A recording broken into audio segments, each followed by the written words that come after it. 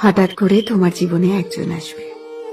সে তোমার কথা বলার সঙ্গী হবে, তোমার সব দুঃখ কষ্ট ভাগ করে নেবে, তোমাকে সাহস যোগাবে, তোমাকে ছোটখাটো বিষয়ে যত্ন করবে, তোমার যত কষ্ট কথা বলার মলম দিয়ে সারিয়ে তুলবে।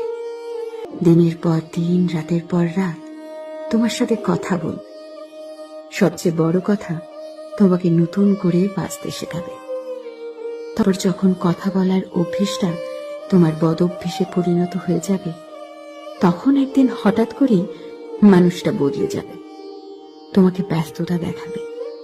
সারাদিন অপেক্ষা করার পরেও একটা মেসেজ বা কল আসবে না।